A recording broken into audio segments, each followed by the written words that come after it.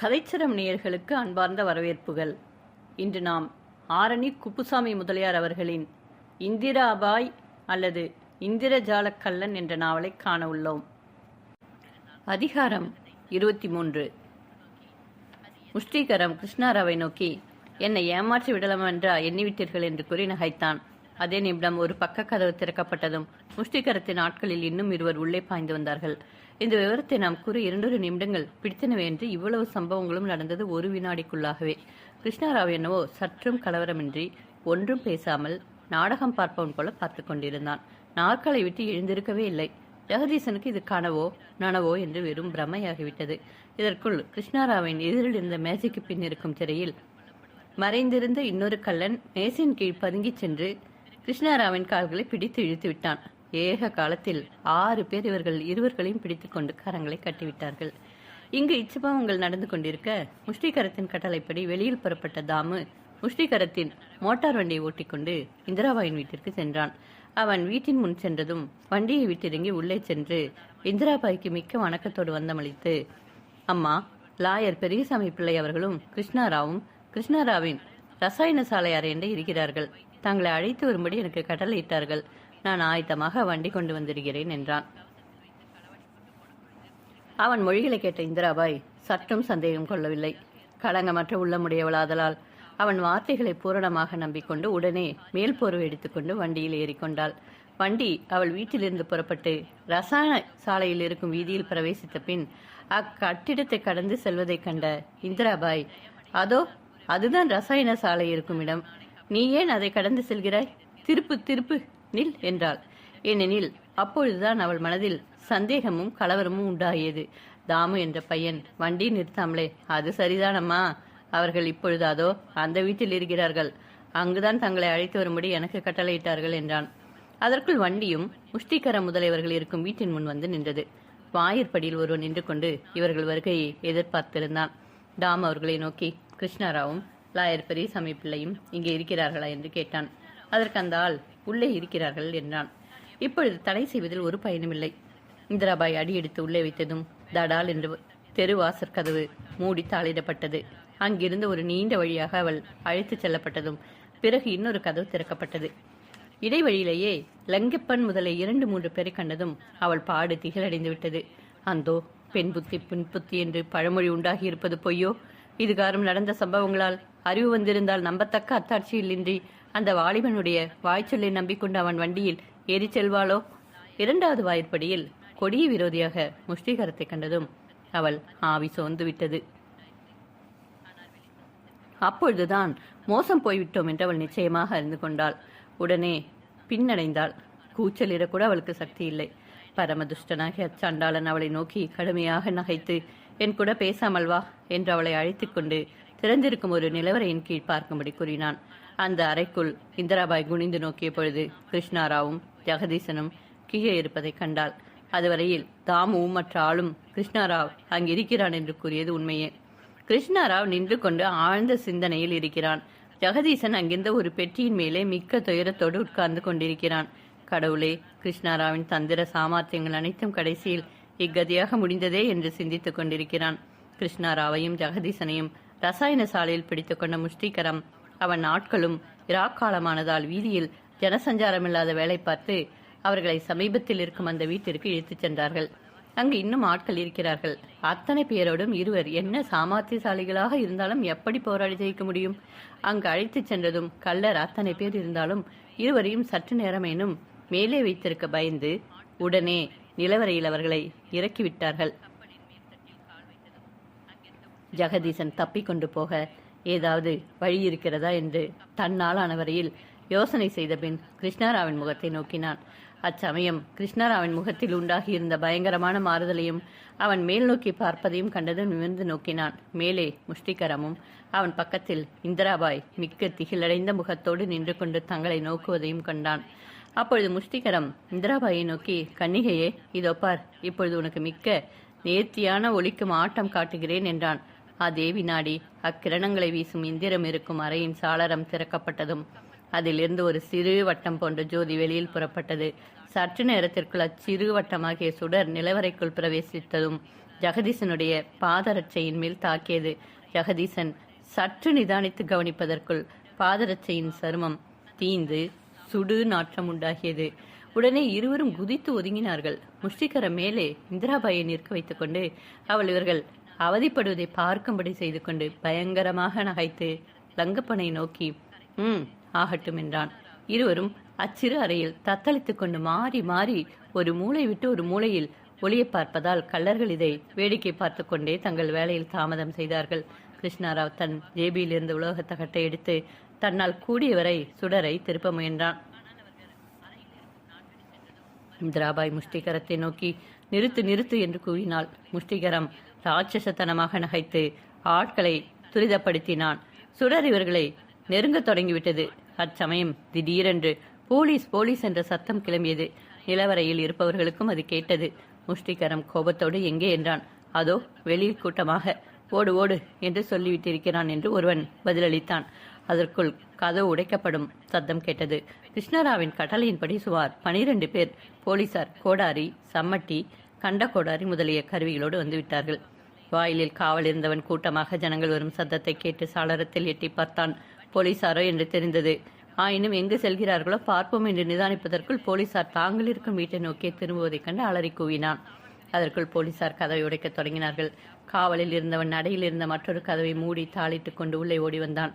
போலீசார் வந்து கதவை உடைப்பதை அறிந்ததும் முஷ்டிகரம் கலவரமும் பீதியும் அடைந்து லங்கப்பனிடம் திரும்பி சீக்கிரமே அவர்கள் வேலை முடித்துவிடு என்று கதறினான். நிலவரையில் இருக்கும் இருவரும் அங்கு ஒரு பக்கம் முன்னுக்கு வந்திருந்த எழுத்தகத்தின் பக்கமாக ஒதுங்கினார்கள். அறையோ சின்ன அறை. அச்சமயம் கிருஷ்ணராவ் தன்னை மறைத்துக் கொண்டு தனக்கு முன் வந்து நிற்பதைக் கண்ட ஜெகதீசன், இப்படிப்பட்ட வீரத்தன்மையும் உதாரண குணமுடைய புருடனுக்காக நமது பிராணனை தியாகம் செய்தாலும் செய்யத்தகும். ஆனால் இத்தகைய பரோபகாரியை கடவுள் காப்பாற்றாவிட்டால் அவர் கருணையும் நீதியும் உடையவராக மாட்டார் என்று தனக்குள் கருதினான். தீச்சுடர் துரிதமாக தாக்கத் தொடங்கியது. கிருஷ்ணராவ் தகட்டால் அதை திருப்பிய பொழுது அது பக்கத்து சுவரில் தாக்கியது. உடனே சுவர் மேலிருந்த சுண்ணாம்புக்காரை வெடித்து உள்ளங்கை சதுரத்திற்கு பொடிப்படியாக கீழே விழுந்துவிட்டது. அச்சுடரின் தீச்சன்யம் அவ்வளவு கடுமையாக இருந்தது. அதற்குள் போலீசார் வெளிக்கதவை உடைத்துவிட்டு உள்கதவிற்கு வந்து விட்டார்கள். முஷ்டிகரம் இளங்கப்பனை மிக்க ஆத்திரத்தோடு துரிதப்படுத்துகிறான். கிருஷ்ணராவ் தன்னால் கூடிய வரையில் சுடரை தங்கள் மேல் படாதபடி திருப்பிக் கொண்டிருக்கிறான். அவன் அதை சோரின் மேலேயே திருப்பிக் கொண்டிருந்தாலும் ஒரு சமயம் அக்கிரணங்களின் ஒரு பாகம் நிலவரையின் மேலிருந்த மர உத்திரம் ஒன்றில் தாக்கியதும் அது குபீர் என்று பற்றி கொண்டது. அப்பொழுதுதான் முஷ்டிகரம், கிருஷ்ணராவ் அச்சுடரை எப்படி தங்கள் மேல் படாதபடி திருப்பிக் கொண்டிருக்கிறான் என்பதை அறிந்து கொடு அடசனியனே என்றான். உத்தரம் பற்றி கொள்ளவே புகை மேலுள்ள அறைக்கு சென்றது. கள்ளர் பின்னடைந்து நின்றார்கள். அதற்குள் போலீசாரால் 2வது கதவும் உடைக்கப்பட்டு போய்விடும் என்று தெரிந்தது. முஷ்டிகரம் கடைசியாக இருக்கும் அறையின் கதவை மூடிவிட்டு ஓடுங்கள் என்று கூவினான். உடனே கதவு மூடப்பட்டதும் அங்கிருந்து ஒரு ரகசிய கதவு திறக்கப்பட்டது. அக்கல்ல வழியாக யாவரும் ஓட்டம் எடுத்தார்கள். முஷ்டிகரம் மட்டுமே இன்னும் போகாமல் கடைசியாக தானே அக்கிரணங்கள் முழுமையையும் அவர்கள் மேல் தாக்கும்படி செய்ய முயன்றான்.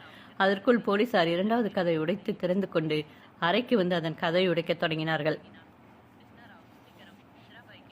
முஷ்டிகரம் கிரணங்கள் இருக்கும் எந்திரத்தின் குழலை பற்றி திருப்பும் சமயம் இந்திராபாய் சட்டென்று அந்த எந்திரத்தையே அடியோடு புரட்டி தள்ளிவிட்டாள்.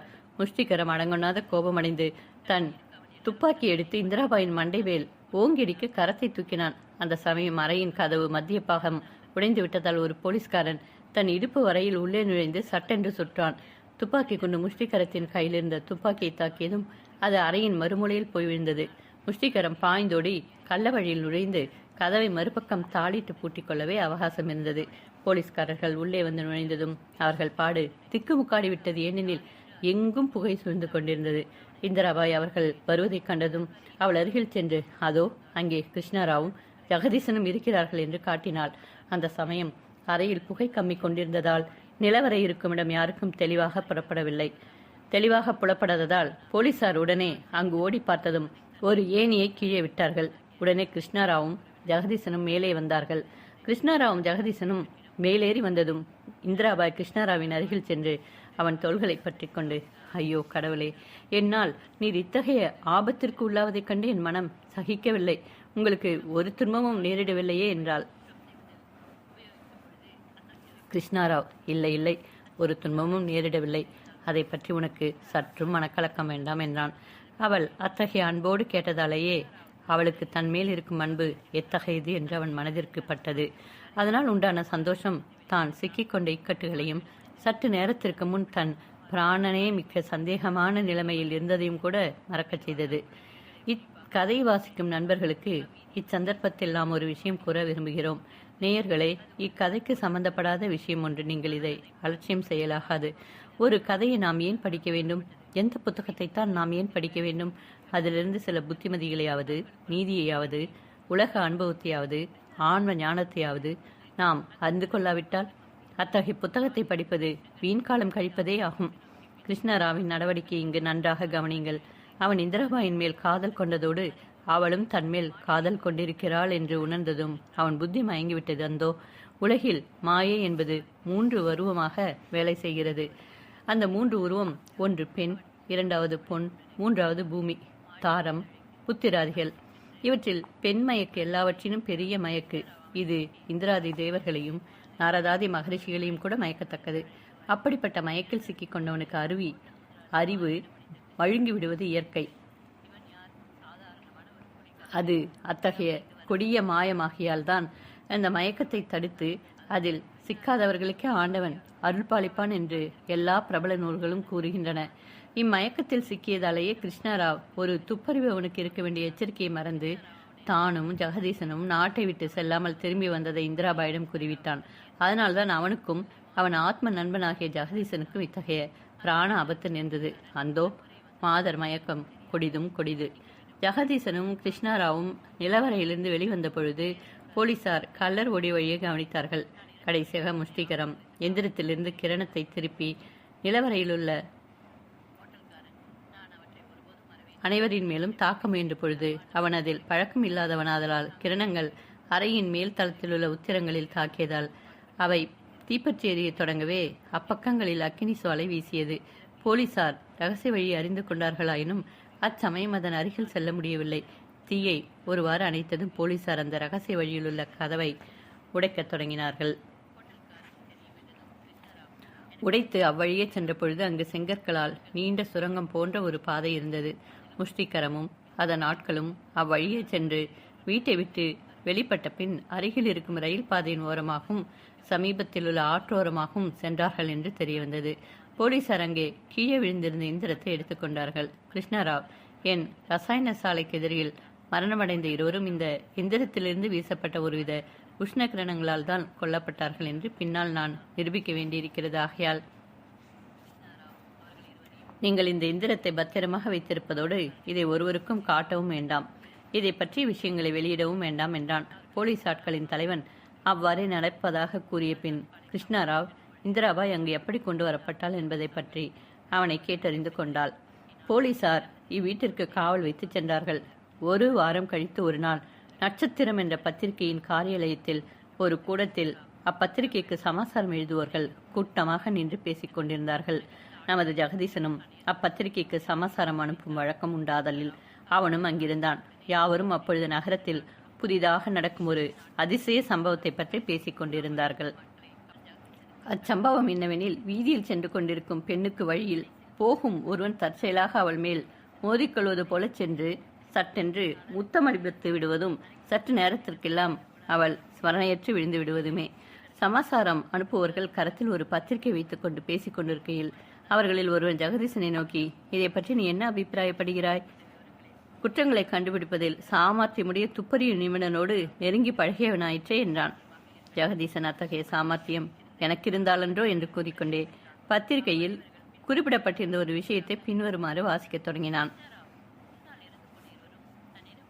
நகரத்தில் 3 பெண்கள் அறிமுகமில்லாத ஆடவர்களால் முத்தமிடப்பட்டதாகவும் சற்று நேரத்திற்குள் அவர்கள் ஸ்மரணை இழந்து விட்டதாகவும் தெரிய வருகிறது. இது என்ன அதிசய மர்மம்? ஜெகதீசன் இதை வாசிப்பதற்குள் காரியாலயத்தில் வேலை செய்யும் சிறுவர்களில் ஒருவன் அவனிடம் ஓடி வந்து, ஐயா, தங்களை யாரோ டெலிபோனில் கூப்பிடுகிறார்கள் என்றான். ஜெகதீசன் துரிதமாக சென்று டெலிபோன் குழாயை எடுத்து கேட்டபொழுது தன்னை கூப்பிடும் ஆசாமியின் இனிய குரலால் அது ஒரு மாதின் குரல் என்று அறிந்து கொண்டு, ஏன் என்றான். அம்மாது நீ யார்? ஜெகதீச பிள்ளையா என்றாள். ஜெகதீசன் ஆம் என்றான். குரலால் பேசுவது ஒரு பெண் என்று மட்டுமே தெரிந்தது அன்றி அவள் யார் என்று தெரியவில்லை. அம்மாது ஜெகதீச பிள்ளை தாங்கள் பத்திரிகை காரியாலயத்தில் இருப்பதாக கேள்விப்பட்டேன். சற்று நேரத்திற்கு முன் எனக்கு மிக்க அதிசயமான ஒரு சம்பவம் நேர்ந்தது. அதாவது விஷமுத்தம் எனக்கு அளிக்கப்பட்டது என்றதும் ஜெகதீசன் மிக்க வியப்படைந்தான். அம்மாது அதற்குள் கூறத் தொடங்கி, அது எவ்வாறு நேர்ந்தது தெரியுமோ? நான் 5ஆம் குறுக்கு வீதியில் சென்று கொண்டே இருந்தேன். திடீரென்று ஒரு மனிதன் என்னை உராய்ந்து கொண்டு செல்வது போல தோன்றியது. ஆனால் அவன் என் மேல் தாக்கிய பொழுது சட்டென்று எனக்கு முத்தமளித்து விட்டான். அது எப்படி நடந்தது என்று கூட எனக்கு விளங்கவில்லை. நான் 1 மணி நேரம் ஸ்மரணையற்று கிடந்தேன்.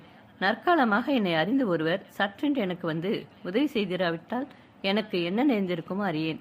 அவர் என் சமீபத்தில் வந்ததைக் கண்டதும் முத்தமளித்த அம்மனிதன் ஓடிவிட்டான். அவர் என்னை வைத்தியசாலைக்கு அழைத்துச் சென்றார். அங்கு சிகிச்சை செய்ததும் எனக்கு ஸ்மரணை வர 1 மணி நேரம் ஆயிற்று என்றாள். ஜெகதீசன், தயவு செய்து உன் பெயரை கூறுகிறாயா என்றாள் அம்மாது. என் பெயர் பாலாம்பாள், இலக்கம் 20, மாடவீதி தெற்கு என்றாள். ஜெகதீசன் பிள்ளை, இத்தகைய சம்பவங்களை பற்றி பாராமுகமாக இருக்கலாகாது. ஏதேனும் செய்தே தீர வேண்டும் என்றாள். ஜெகதீசன் அவளுடைய பெயர், விலாசம் முதலியவற்றை தன் குறிப்பு புத்தகத்தில் வரைந்து கொண்டே, ஆமாம், இவை மிக்க அதிசயமான மர்ம சம்பவங்களே. நான் சீக்கிரத்தில் தங்களை நேரில் வந்து காண்கிறேன் என்றான். அம்மாது ஜெகதீசனிடம் விடை பெற்ற பின் ஜெகதீசன் நேராக பத்திரிகை ஆசிரியரிடம் சென்று, ஐயா, இதோ இன்னொரு முத்தமிடும் சங்கதி என்று பெயர் எழுதிய புத்தகத்தை காட்டினான். பத்திரிகை ஆசிரியர் அதை பார்த்துவிட்டு, இவ்விஷயத்தை பற்றி விசாரணையை உமைக்கு அளிக்கிறேன், விசாரித்து விவரமான சமாசாரம் அனுப்புகிறீர்களா என்றார். ஜெகதீசன் சந்தோஷத்தோடு ஒப்புக்கொண்டு உடனே அங்கிருந்த குறுக்கு வழிகளில் துரிதமாக சென்றான். கடைசியில் அவள் வசிக்கும் மாட வீதியில் பிரவேசித்து கதவிளக்கத்தை பார்த்து கொண்டு அவ்வீட்டிற்கு சென்றான். அது ஒரு நாணயமான வீடு. அதே வீடுதானா என்று நிச்சயமாக அறிய விலாசத்தை எடுத்து பார்த்த பின் மணியடிக்கும் கயிற்றை பற்றி இழுத்தான். உடனே ஒரு பெண் வந்து கதவை திறந்தாள். ஜெகதீசன், பாலாமலம்மா இருக்கிறார்களா என்றான். அப்பெண், ஆஹா, வாருங்கள் என்று அவனை அழைத்து கொண்டு நன்றாக அலங்கரிக்கப்பட்ட ஒரு அறையில் கொண்டு போய்விட்டாள். அங்கு உட்கார்ந்திருந்த பாலாம்பாள் எழுந்து வந்து ஆவலோடு அவள் வரவேற்று ஆசனமளித்தாள். அவளுடைய வசீகரம் பொருந்திய மிக்க அழகிய வதனத்தை கண்ட ஜெகதீசன், இவளை முத்தமிட்டவன் மேல் எப்படி குற்றம் கூறலாம்? எத்தகைய மனிதனும் இத்தகைய வனப்பை கண்டால் மயங்கி விடுவானே என்று தனக்குத்தானே சிந்தித்துக் கொண்டு அம்மாதை நோக்கி, தாங்கள் கூறிய மாதிரியால் அம்மனிதன் முத்தமளித்தது தங்களுக்கு மிக்க வெறுப்பையும் கோபத்தையும் உண்டாக்கிவிட்டதாக தெரிகிறது என்றான். அம்மாது, சந்தேகமாதற்கு விஷம் தோய்த்த ஒரு ஊசியால் குத்தியது போல் இருந்தது. என்னால் சகிக்க கூடவில்லை என்றாள். அதன் பின் அம்மாது மறுபடியும் நடந்த சம்பவத்தை விவரமாக கூறினாள். ஜெகதீசன் யாவும் கேட்டுக்கொண்டே, தங்கள் டெலிபோனை கொஞ்சம் உபயோகிக்கலாம் அல்லவா என்றான் அம்மாது. ஆஹா, தடையென்ன என்றாள். ஜெகதீசன் டெலிபோன் அருகில் சென்று கிருஷ்ணராவின் ரசாயன சாலை அறையில் உள்ள டெலிபோன் எண்ணை கூப்பிட்டான். உடனே யார் என்று பதில் வந்தது. ஜெகதீசன், நீ கிருஷ்ணராவ் தானே என்றதற்கு ஆமாம் என்று பதில் வந்தது. நான் ஜெகதீசன் கிருஷ்ணராவ். எத்தகைய முத்தம் ஒரு ஆளை ஸ்மரணை இழக்கச் செய்யும் என்று கேட்டான். அதற்கு பதில் கிருஷ்ணராவ் கலகலவென்று நகைப்பது கேட்டது. ஜெகதீசன், கிருஷ்ணராவ், நீ நகைப்பது சரிதான். அது ஒரு பக்கம் இருக்கட்டும். இப்பொழுது புதிதாக அத்தகைய முத்தமிட்ட சம்பவம் ஒன்று நேர்ந்திருக்கிறது. நட்சத்திர பத்திரிகையின் ஆசிரியர் அதை பற்றி விசாரித்து எழுதும்படி என்னை கேட்டுக்கொண்டார். நான் இப்பொழுது நேராக அதில் சம்பந்தப்பட்ட மாதை கண்டு பேச அவள் வீட்டிற்கு வந்திருக்கிறேன். தெற்கு மாசி வீதி 20ஆம் இலக்க வீடு. எனக்கு இது அகப்பட்டிருக்கிறது. நீ எனக்கு இதில் உதவி செய்ய வேண்டும் என்றான். கிருஷ்ணராவ், சரி, அப்படியாயின் கூடிய சீக்கிரத்தில் நான் உன்னை சந்தித்து என்னால் கூடிய உதவி செய்கிறேன் என்றான். ஜெகதீசன் டெலிபோன் குழாயை வைத்துவிட்டு பாலாம்பாளை நோக்கி, என் நண்பர், பிரசித்தி பெற்ற துப்பறியும் நண்பர் கிருஷ்ணராவ் இங்கு வருகிறார் என்று நம்பகத்தோடு கூறினான். கிருஷ்ணராவ் வருகிறேன் என்றதும் நமது நண்பன் எப்படியும் இதன் மர்மத்தை கண்டுபிடித்து விடுவான் என்று ஜெகதீசனுக்கு பூரணமான நம்பிக்கை உண்டாகிவிட்டதால் சந்தோஷத்தோடு அவ்வாறு கூறினான். அதன் பிறகு ஜெகதீசன் அம்மாதை நோக்கி நடந்த சங்கதிகளை கூறுமாறு கேட்டான். அம்மாது மறுபடியும் அதை கூறி, அப்பயலை எப்படியேனும் கண்டுபிடிக்க வேண்டும். இதுகாரம் எந்த பெண்ணும் அவனை கண்டுபிடிக்கவில்லை. எனக்குத்தான் அந்த அதிர்ஷ்டம் இருப்பது போல தெரிகிறது என்றாள். அவள் நடந்த சங்கதியாவும் மிக்க கவனத்தோடு கூறினாள். ஒரு சம்பவம் வரைக்கும் கூறிவிட்டு பிறகு தனக்கு ஸ்மரணை போய்விட்டதால் ஒன்றும் தெரியாது என்றாள். அத்துஷ்டனை எப்படியாயினும் கண்டுபிடிக்க வேண்டும் என்று மிக்க ஆத்திரத்துடன் கூறினாள். இருவரும் மிக்க அவளோடு கிருஷ்ணராவின் வருகைக்காக எதிர்பார்த்து கொண்டிருந்தார்கள். சுமார் அரை மணி நேரம் கழிந்ததும் யாரோ கதவை தட்டும் சத்தம் கேட்டது. அம்மாது விரைவாக சென்று கதவை திறந்து கிருஷ்ணராவை உள்ளே அழைத்து கொண்டு வந்தாள். கிருஷ்ணராவ் ஜெகதீசனை கண்டதும், ஜெகதீசன், என்ன அதிசயம் என்றான். ஜெகதீசன் அம்மாதை நோக்கி, இவர்தான் நான் என் நண்பராகிய துப்பறியும் நிபுணர் என்று கூறிய கிருஷ்ணராவ் என்பவர் என்று கூறி கிருஷ்ணராவிடம் நடந்த சங்கதியை அவள் தன்னிடம் கூறியபடியே சுருக்கமாக கூறினான். கிருஷ்ணராவ், அப்படியாயின் உண்மையாகவே அந்த முத்தத்தால் இம்மாதிரி சம்பவித்ததென்று நீ கூறுகிறாயா என்றான். அச்சமயம் டெலிபோனில் யாரோ கூப்பிடுவது கேட்டது. அம்மாது கிருஷ்ணராவ் கேட்டதற்கு பதிலாக, ஆமாம் ஆமாம், அப்படியேதான் நடந்தது என்று கூறிவிட்டு டெலிபோன் அருகில் சென்று யார் கூப்பிடுகிறார்கள் என்று கேட்டு, ஜெகதீசன் பிள்ளையா? ஆம், இங்குதான் இருக்கிறார், இதோ வரும்படி கூறுகிறேன் என்று பதிலளித்துவிட்டு ஜெகதீசனிடம் சென்று, நட்சத்திர பத்திரிகையின் ஆசிரியர் உடனே உம்மை வரும்படி கூறுகிறார் என்றாள். ஜெகதீசன் கிருஷ்ணராவை நோக்கி, அடடா, இந்த பத்திரிகை ஆசிரியர் நான் இந்த விஷயத்தை ஆராய்ந்து அறிவதற்குள் இன்னொரு வேலை எதுவோ என்று எனக்கு வைக்க கருதுகிறார். நான் போயே தீர வேண்டுமாகையால் இந்த விஷயத்தை பற்றி நீ விசாரித்துத்தான் எனக்கு கூற வேண்டும் என்று சொல்லிவிட்டு விடை பெற்றுக்கொண்டு சென்றான்.